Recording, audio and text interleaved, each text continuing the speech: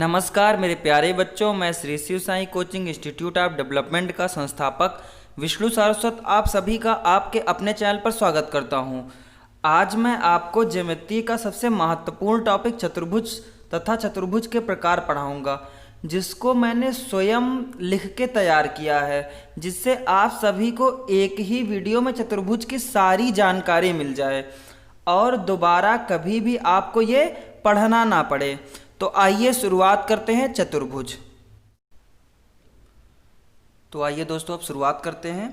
हमारा आज का टॉपिक है चतुर्भुज। चतुर्भुज को इंग्लिश में क्या बोलते हैं? क्वाड्रिलेटरल बोलते हैं। अब आइए देखते हैं चतुर्भुज शब्द की उत्पत्ति कहाँ से हुई है। चतुर्भुज शब्द की उत्पत्ति कहाँ से हुई है? दो लैटिन शब्दों, एक होता है क्वाड्री जिसका अर्थ होता है चार का एक संस्करण, और दूसरा है लेटस जिसका अर्थ होता है भुजा, से हुई है। यानी पहला शब्द है क्वाड्री जिसका अर्थ है चार का संस्करण, दूसरा है लेटस जिसका अर्थ होता है भुजा। इन्हीं दोनों शब्दों से चतुर्भुज की उत्पत्ति हुई है। तो अब आइए इसकी परिभाषा देखते हैं। तो इसकी परिभाषा क्या कहती है? चार सरल रेखाओं से घिरी आकृति को क्या बोलते हैं? चतुर्भुज बोलते हैं। यानी चार सरल रेखाओं से घिरी जो आकृति होगी उसे क्या बोलेंगे? चतुर्भुज बोलेंगे। चतुर्भुज में क्या होते हैं? चार किनारे या भुजाएं, चार शीर्ष होते हैं और चार ही क्या होंगे? चार कोण होते हैं। चार भुजाएं होंगी, चार शीर्ष होंगे और क्या होंगे? चार कोण होंगे। अब आइए आगे देखते हैं। एक साधारण चतुर्भुज ABCD के आंतरिक कोणों का योग क्या होता है? 360 अंश होता है। यानी कोण A प्लस कोण B प्लस कोण C प्लस कोण D बराबर कितना होगा? 360 होगा। अब आइए हम इसको दूसरे शब्दों में पढ़ते हैं। तो अगर कहा जाए चतुर्भुज क्या होता है? तो वह समतल बंद आकृति जो चार रेखाखंड से बनी हो। यानी ऐसी आकृति जो चार रेखाखंड से बनी हो उसे क्या बोलेंगे? चतुर्भुज बोलेंगे। ये A हो गया, ये B हो गया, ये C हो गया, ये D हो गया। इसमें क्या होंगे? चार भुजाएं होंगी। देखिए 1 2 3 और ये चार भुजाएं होंगी, चार शीर्ष होंगे और चार कोण होंगे। तो कोण देखते हैं, 1 2 3 और 4 कोण हो गए। अब आइए समझते हैं, इसके प्रकार देखते हैं, चतुर्भुज के प्रकार। तो आइए देखते हैं, सबसे पहले चतुर्भुज का प्रकार देखते हैं। चतुर्भुज के प्रकार में सबसे पहले है स्क्वायर या वर्ग। बहुत इंपॉर्टेंट है हर एक परीक्षा के लिए, हर एक परीक्षा में पूछा जरूर जाता है। तो स्क्वायर जो होता है या वर्ग जो होता है, इसकी परिभाषा देखते हैं। सभी चारों भुजाएं क्या होंगी? समान होंगी। सभी चारों भुजाएं क्या होंगी? समान होंगी। और चारों कोण भी क्या होंगे? समकोण होंगे। चारों कोण क्या होंगे? समकोण होंगे। और सम्मुख भुजाएं क्या होंगी? समांतर होंगी। सम्मुख भुजाएं क्या होती हैं? समांतर होती हैं। और विकर्ण एक दूसरे को क्या करते हैं? समद्विभाजित करते हैं। विकर्ण एक दूसरे को क्या करेंगे? समद्विभाजित करेंगे। और समान लंबाई का होता है। यानी विकर्ण एक दूसरे को समद्विभाजित करेंगे और समान लंबाई के भी होंगे। एक चतुर्भुज एक वर्ग होगा यदि वह एक समचतुर्भुज भी हो और एक आयत भी हो। यानी एक चतुर्भुज वर्ग कब होगा? जब वो समचतुर्भुज भी हो और आयत भी हो।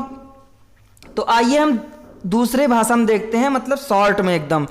तो वर्ग क्या होगा? जिसमें चारों भुजाएं क्या हों? बराबर हों। ये सभी भुजाएं क्या हों? बराबर हों। एक ऐसा चतुर्भुज जिसकी चारों भुजाएं क्या हों? समान हों। यानी पहला क्या होना चाहिए? सभी भुजाएं क्या होंगी? समान होंगी। और सभी कोण क्या होंगे? 90 अंश के होंगे। वो क्या कहलाता है? वर्ग कहलाता है। तो बहुत आसान है, जिसकी चारों भुजाएं समान होंगी और चारों कोण समान होंगे वो क्या कहलाएगा? वर्ग कहलाएगा। जैसे देखिए इसमें क्या है? ए इसकी लंबाई, ए इसकी भी लंबाई, ए इसकी भी लंबाई और ए इसकी भी लंबाई है। तो आइए अब इसके फार्मूला देखते हैं।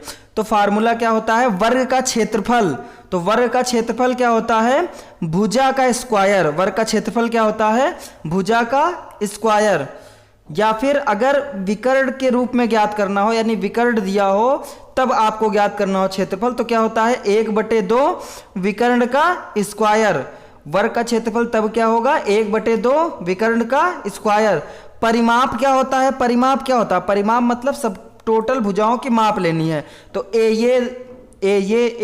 ये कितनी है 4 भुजाएं हैं, तो ए मिलके 4 मिलके कितने हो गए 4a हो जाएगा। तो आइए दोस्तों अब अगला देखते हैं। अगला है रेक्टेंगल, या इसी को क्या बोलते हैं आयत। आयत की परिभाषा देखते हैं। तो सम्मुख भुजाएं क्या होती हैं, समान होती हैं। चारों कोण क्या होंगे, समकोण होंगे। विकर्ण एक दूसरे को क्या करेंगे, समद्विभाजित करेंगे। विकर्ण एक दूसरे को क्या करेंगे, समद्विभाजित करेंगे। और लंबाई में क्या होंगे, बराबर होंगे, उसे क्या कहेंगे, आयत कहेंगे। और वर्ग एक आयत है, सबसे इंपॉर्टेंट पॉइंट यही है, बार बार पूछा जाता है। वर्ग क्या है, एक आयत है। वर्ग एक आयत है, लेकिन आयत एक वर्ग नहीं होगा। अब आइए देखते हैं। सबसे पहले क्या कहा गया था सम्मुख भुजाएं क्या होती, समान होती। तो आमने सामने की भुजा देखिए समान है, ये ए है तो ये ए है, ये बी है तो ये बी है। चारों कोण क्या होते हैं, समकोण होते हैं। चारों कोण क्या होंगे, समकोण होंगे। और विकर्ण एक दूसरे को समद्विभाजित करेंगे। विकर्ण एक दूसरे को क्या करेंगे, समद्विभाजित करेंगे। और लंबाई में बराबर होंगे, यानी ये दोनों क्या होंगे, आपस में बराबर होंगे। अब आइए देखते हैं इसका फार्मूला देख लेते हैं। तो फार्मूला क्या होता है, तो बहुत आसान है याद करना। क्षेत्रफल क्या होगा, लंबाई गुणे चौड़ाई। आयत का क्षेत्रफल क्या होगा, लंबाई गुणे चौड़ाई। और आयत का परिमाप क्या होगा, तो 2 गुणे लंबाई प्लस चौड़ाई। क्या होगा, 2 गुणे लंबाई प्लस चौड़ाई। विकर्ण क्या होगा, अंडर लंबाई का स्क्वायर प्लस चौड़ाई का स्क्वायर। विकर्ण क्या होगा, अंडर लंबाई का स्क्वायर प्लस चौड़ाई का स्क्वायर। अब आइए अगला देखते हैं। तो अगला क्या है, समांतर चतुर्भुज। इसको क्या बोलते हैं, पैरेललोग्राम। तो समांतर चतुर्भुज की आइए परिभाषा देखते हैं। समांतर भुजाओं के 2 युग्मों वाला एक चतुर्भुज जिसमें सम्मुख भुजाएं बराबर हों, सम्मुख कोण भी क्या हों, बराबर हों। विकर्ण एक दूसरे को क्या करें, समद्विभाजित करें, उसे क्या बोलेंगे, समांतर चतुर्भुज बोलेंगे। यानी क्या क्या होना चाहिए, सम्मुख भुजाएं बराबर, सम्मुख कोण बराबर, और विकर्ण एक दूसरे को समद्विभाजित करें, उसे क्या बोलेंगे, समांतर चतुर्भुज बोलेंगे। सबसे मेन पॉइंट, समचतुर्भुज क्या होता है, एक समांतर चतुर्भुज होता है। समचतुर्भुज क्या होते हैं, समांतर चतुर्भुज होते हैं। तो बहुत इंपॉर्टेंट है, बहुत बार पूछा भी गया है। अब आइए इसका फार्मूला देख लेते हैं। तो फार्मूला क्या होता है, समांतर चतुर्भुज का क्षेत्रफल क्या होगा, आधार गुणे ऊंचाई। क्या होगा, आधार गुणे ऊंचाई। और परिमाप क्या होगा इसका, परिमाप होगा 2 गुणे सम्मुख भुजाओं का योग। परिमाप क्या होगा, 2 गुणे सम्मुख भुजाओं का योग। अब आइए आगे चलते हैं। तो अगला क्या है, समचतुर्भुज। अगला क्या है, समचतुर्भुज। समचतुर्भुज को क्या बोलते हैं, रोम्बस बोलते हैं। क्या बोलते हैं, रोम्बस। अब आइए पढ़ते हैं आगे। तो आइए दोस्तों अब आगे देखते हैं। तो समचतुर्भुज को क्या बोलते हैं, रोम्बस बोलते हैं। वह चतुर्भुज जिसकी सभी चारों भुजाएं क्या हों, समान होती हैं। दोनों विकर्ण क्या होते हैं, एक दूसरे को लंब समद्विभाजित करते हैं, तो उसे क्या बोलेंगे, समचतुर्भुज बोलेंगे। यानी क्या क्या होना चाहिए, चारों भुजाएं समान हों, चारों भुजाएं क्या हों, समान हों, और विकर्ण एक दूसरे को क्या करें, लंब समद्विभाजित करें, तो वो क्या कहलाएगा, समचतुर्भुज कहलाएगा। और वर्ग जो होता है वो क्या होता है, एक समचतुर्भुज होता है। बहुत इंपॉर्टेंट है, वर्ग क्या होता है, एक समचतुर्भुज होता है। अब आइए आगे देखते हैं। तो आगे देखते हैं इसके फार्मूले पे। तो समचतुर्भुज का क्षेत्रफल क्या होता है, 1/2 विकर्णों का गुणनफल, यानी 1/2 d1 इंटू d2 हो जाएगा, क्योंकि विकर्ण को किसे नोट करते हैं, स्मॉल d से। अगला है परिमाप। तो समचतुर्भुज का परिमाप क्या होता है, 4 गुणे भुजा, यानी 4 इंटू ए हो जाएगा। अगर हमको भुजा ज्ञात करनी हो और विकर्ण दिए हों तो क्या करेंगे, 1/2 हो जाएगा, अंडर विकर्णों के वर्गों का गुणनफल। क्या हो जाएगा, भुजा बराबर 1/2 अंडर विकर्णों के वर्गों का गुणनफल। तो आइए दोस्तों अब अगला देखते हैं। अगला है समलंब चतुर्भुज। समलंब चतुर्भुज कहिए या ट्रेपेजियम कहिए, ये भी परीक्षा के लिए बहुत महत्वपूर्ण है। ट्रेपेजियम ज़्यादातर बच्चों का छूट जाता है, तो कुछ छोड़ना नहीं है, पता नहीं पेपर में क्या आ जाए। तो आइए देखते हैं इसमें। सबसे पहले इसकी परिभाषा देखते हैं। तो सम्मुख भुजाओं का कम से कम क्या होना चाहिए, एक युग्म क्या होना चाहिए, समांतर होना चाहिए। तो देखिए इसमें AD समांतर किसके है, BC के। AD समांतर किसके है, BC के समांतर है। तो वो क्या कहलाएगा, समलंब चतुर्भुज कहलाएगा। कम से कम क्या होना चाहिए, एक युग्म समांतर होगा तो क्या कहलाएगा, समलंब चतुर्भुज कहलाएगा। और सबसे मेन पॉइंट है जो कि समांतर चतुर्भुज क्या होता है, एक समलंब चतुर्भुज है। समांतर चतुर्भुज क्या है, एक समलंब चतुर्भुज है। सबसे मेन पॉइंट ये है और ये परीक्षा में कई बार आया हुआ है। अब आइए देखते हैं इसकी फार्मूले देख लेते हैं। समलंब चतुर्भुज का क्षेत्रफल क्या होता है, 1/2 समांतर भुजाओं का योग और गुणे ऊंचाई। क्या होता है, 1/2 समांतर भुजाओं का योग गुणे ऊंचाई। परिमाप क्या होता है इसका, सभी भुजाओं का योग। सभी भुजाओं का योग क्या होता है, इसका परिमाप होता है। समांतर का अर्थ क्या होता है ये देख लेते हैं। अगर समांतर की बात की जाए तो रेल की पटरी क्या होती है, समांतर होती हैं। रेल की पटरी क्या होती है, समांतर होती है। समांतर होने का तात्पर्य यह है कि जो दूरी यहाँ से होगी वही दूरी यहाँ से भी होगी और वही दूरी यहाँ से भी होगी।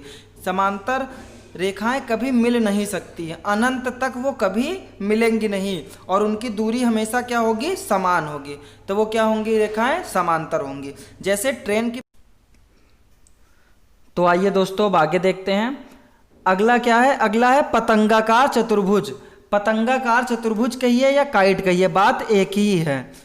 तो किसी भी परीक्षा को कठिन बनाने के लिए एग्जामिनर जो है पतंग से ही क्वेश्चन दे देता है, काइट से ही प्रश्न दे देता है।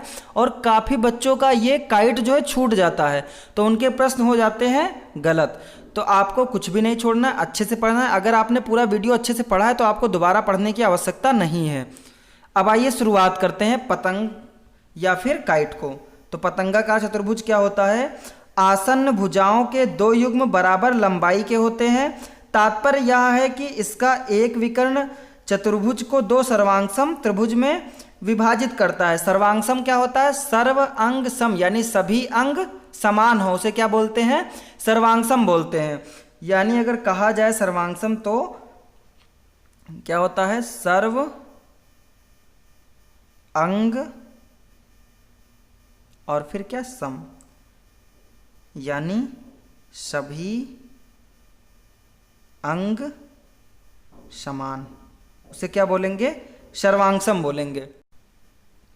तो आइए दोस्तों देखते हैं सर्वांगसम कितने तरीके के होते हैं, 5 तरीके के। तो कौन कौन सा होता है, एक होता है SSS, दूसरा होता है SAS, तीसरा होता है ASA होता है, और चौथा क्या होता है, AAS होता है, और पांचवा होता है RHS होता है। तो S का मतलब क्या होता है, साइड, A का मतलब एंगल, और RHS का मतलब क्या होता है, RHS का मतलब होता है राइट हाइपोटेनिस साइड। क्या होता है, राइट हाइपोटेनिस साइड होता है। तो इसको हम विस्तार से आगे पढ़ेंगे, अगले वीडियो में इसको विस्तार से बताएंगे, एक एक को लेके और अच्छे से आपको समझाएंगे। तो आइए अब सबसे पहले देखते हैं पतंगाकार चतुर्भुज। तो पतंगाकार चतुर्भुज में कहाँ तक पढ़े थे हम, पहले शुरुआत से देखते हैं एक बार दोबारा। आसन्न भुजाओं के 2 युग्म क्या होते हैं, बराबर लंबाई के होते हैं। तात्पर्य यह है कि इसका एक विकर्ण चतुर्भुज को 2 सर्वांगसम त्रिभुज में क्या करेगा, विभाजित करता है, और इसलिए समान भुजाओं के युग्म के बीच के कोण भी क्या होते हैं, बराबर होते हैं। इसके दोनों विकर्ण क्या होते हैं, एक दूसरे के लंबवत होते हैं। दोनों विकर्ण क्या होंगे, एक दूसरे के लंबवत होंगे। तो बहुत आसान है। जैसे मान लीजिए ये क्या है, एक पतंग है, तो इसको हम अगर 2 बराबर भागों में विभाजित करें, यानी इसमें विकर्ण खींच दिया जाए, तो ये क्या होगा, ये पहला और ये दूसरा, ये दोनों क्या हुए, सर्वांगसम त्रिभुज हो जाएंगे। यानी संगत जो है भुजाएं क्या होंगी, समान होंगी, उसे क्या बोलते हैं, काइट बोलते हैं। अब आइए अगला देखते हैं, बहुत इंपॉर्टेंट, चक्रीय चतुर्भुज। चक्रीय चतुर्भुज क्या होता है, चक्रीय चतुर्भुज होता है ऐसा चतुर्भुज जिसके चारों भुजाएं किस पे हों, वृत्त की परिधि पे हों, उसे क्या बोलेंगे, चक्रीय चतुर्भुज बोलेंगे। आइए पढ़ते हैं इसको। तो चक्रीय चतुर्भुज होता क्या है, इसको बोलते हैं साइक्लिक क्वाड्रिलेटरल। चतुर्भुज के चारों शीर्ष एक परिवृत्त पर स्थित हों। एक उत्तल चतुर्भुज चक्रीय होगा यदि उसके सम्मुख कोणों का योग क्या हो, 180 हो। यानी आमने सामने की भुजाओं का योग क्या होना चाहिए, 180 होगा, तो वो क्या होगा, चक्रीय चतुर्भुज होगा। उम्मीद करता हूँ आज की क्लास आपको बहुत पसंद आई होगी। अच्छे से पढ़ते रहिए। जो भी टॉपिक आपका कमज़ोर है कमेंट करिए, उस टॉपिक को बहुत सरल तरीके से बताया जाएगा। आज ज्योमेट्री का बेसिक कंप्लीट हुआ। अगले वीडियो में हम पढ़ेंगे व्रत का बेसिक पढ़ेंगे।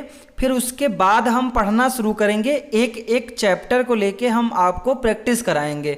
यानी सबसे पहले रेखा और कोण कराया जाएगा, फिर त्रिभुज कराया जाएगा, फिर चतुर्भुज कराया जाएगा, फिर वृत्त कराया जाएगा, फिर और जो ज्योमेट्री में बचते हैं उनको कराए जाएंगे। इस तरह आपकी प्रैक्टिस बहुत अच्छे से हो जाएगी।